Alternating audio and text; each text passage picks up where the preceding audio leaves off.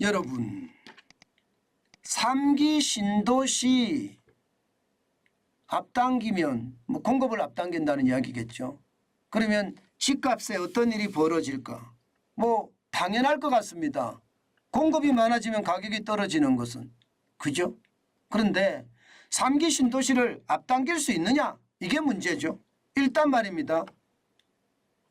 원희룡 국토교통부 장관은요, 최근에 말입니다. 신도시를 비롯한 공공부문에서 내년에 공급하기로 한 것을 앞당겨 오는 것은 가능하다. 이렇게 이야기했습니다. 한국신문방송 편집인협회 토론회에서요. 이것은 여러분 결국 나중에 공급하려고 하는 것을 앞으로 땡겨온다는 이야기가 되는 건가요? 나중에 공급하기로 했는 걸 앞으로 땡겨온다. 이 말은 그만큼 말입니다. 공급을 강화시켜서 쉽게 말하면 집값이 올라가는 걸 막겠다 이런 뜻이에요. 사실 최근에 말입니다. 주택 인허가 물량이 급격하게 떨어졌잖아요. 지금 29.9%나 떨어졌으니까 예년에 비해서 말입니다. 올 1월에서 7월까지 작년 1월에서 7월까지보다 29.9%나 떨어졌으니까 결국 집값이 올라갈 거다 하는 시장의 전망을 어떻게 하면 이거 떨어뜨릴 것인가 고민했다는 뜻이 되는 거잖아요. 그죠? 저는 이것을 보면서요. 우리가 늘 생각할 게 많아야 된다. 시장이라는 게 투자라는 게 그렇다. 이렇게도 제가 말씀을 드렸어요. 그러면서 부동산은 지표를 유심히 봐야 된다. 지표가 제가 여러분들에게 말씀드렸을 때하고 거의 비슷하게 움직였습니다. 지금 어떤 지표가 움직이는지 저는 매일매일 체크를 하면서 여러분들에게 설명을 드리거든요. 그것을 감안해 본다면 지금 부동산 시장은요. 저는 들어가지 마라 하고 강력하게 이야기하고 싶어요. 그만큼 말입니다. 인허가 물량을 더 땡긴다는 그런 이야기도 있는데다가 또 윤석열 정부는 시장 중심의 경제를 끌고 가겠다고 이야기했잖아요. 그런 차원이라면 시장 중심이면 가격이 올라가면 공급을 늘려주는 게 이게 시장 중심이에요. 그렇기 때문에 반드시 말입니다. 너무 성급하게 시장에 들어가서 나는 지금 집 안 사면 안 돼. 이렇게 생각하는 것은 저는 아니라고 봅니다. 그렇기 때문에 여러분 시장을 바로 봐야 된다. 이런 생각이 들고요. 그렇다면 3기 신도시가 실제로 공급이 빨라질 거냐? 공급 물량을 늘릴 수 있을 것이냐? 이 고민을 한번 해봐야 됩니다. 3기 신도시 전체 물량은요. 17만 3천 가구입니다. 인천 계양이 17,000가구요. 남양주 왕숙 1, 2가 6만 8천 가구. 하남 교산이 3만 3천 가구고요. 고양 창릉이 3만 6천 가구고요. 부천 대장이 1만 7천 가구입니다. 딱 보니까 저는 고양 창릉 참 좋겠다 이런 생각이 딱 드네요. 그런데 여기에 말입니다. 예를 들어서 역세권 중심으로 해서 용적률을 더 높여주는 거예요. 지금 아마 국토교통부에서 발표할 게 이런 게 발표할 것 같아요. 예를 들어서 말입니다. 역세권 중심으로 해서 용적률을 더 높여주면서 컴팩트 시티라고 이야기하죠. 컴팩트 시티. 그렇게 도보로 갈 수 있는 공간을 많이 하면서 물량을 늘리는 방법. 뭐 이런 것도 지금 이야기가 나오는 것 같습니다. 게다가 이게 물량까지 전체 용적률을 늘려준다면 물량까지도 늘어난다. 그렇기 때문에 집값은 떨어진다. 뭐 이런 얘기하고 자꾸 연계가 되나요? 공급 물량이 많이 늘어나게 되면요. 물론 3기 신도시를 그렇게 많이 땡길 수 있느냐. 여기에 대한 문제는 있습니다. 여기에 대한 문제가 있어요. 지금 현재까지도 2025년에 이게 분양을 할 거다. 입주를 할 거다. 이렇게 문재인 정부에서 이야기를 했는데요. 실제로 산술적으로 계산을 해보니까 안 되더라. 그래서 2026년으로 1년 미룬 상태거든요. 이것을 땡겨온다고 이야기하니 이게 가능하겠나. 저는 그런 생각이 좀 들기는 해요. 분명한 것은요.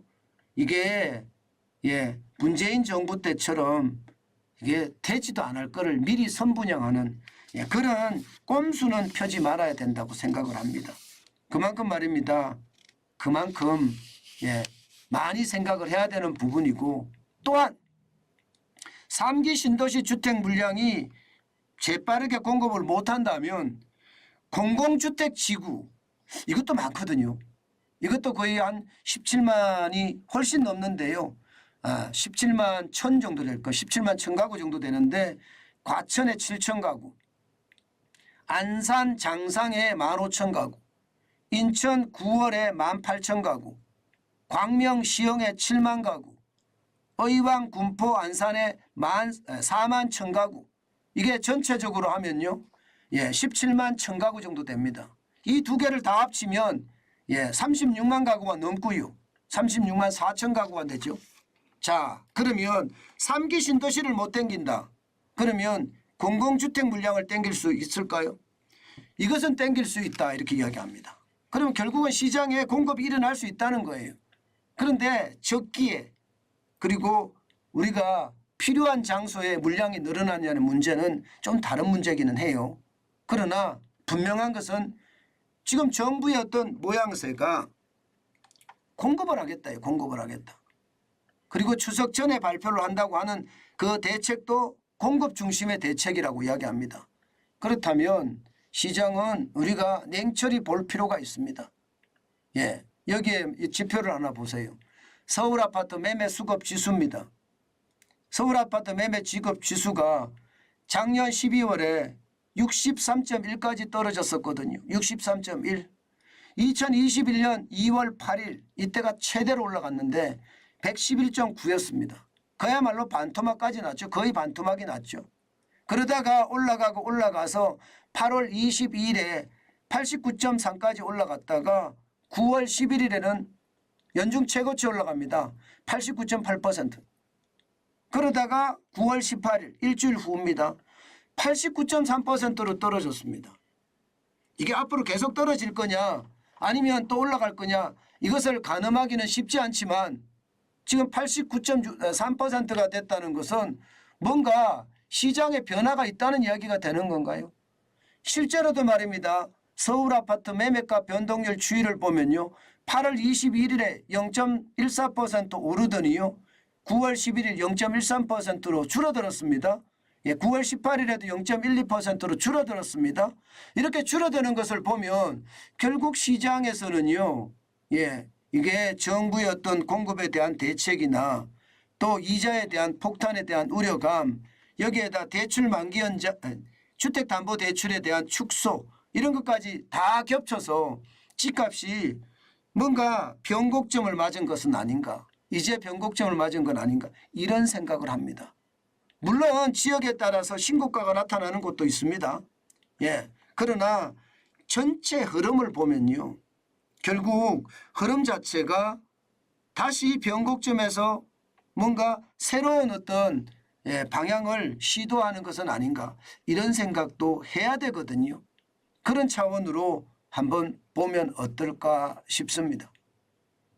제가 지표를 말할 때마다 여러분들에게 지표가 있는 것을 그대로 제가 말씀을 드리는데 그 지표가 현실적으로 움직이고요.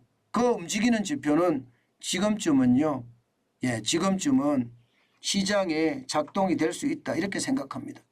때문에 여러분 저는 집에 대해서는 좀 더 기다리시죠. 시장을 더 보시죠. 너무 급하게 집을 사는 것은 아니다. 제가 작년에만 하더라도요. 집 사라고 했습니다. 현장 임장하자고 했잖아. 임장. 그게 집 사라는 이야기지 뭐예요. 그런데 지금은 그럴 상태가 아니다. 저는 그렇게 생각합니다. 그만큼 지표의 분위기가 달라졌다 이런 얘기죠.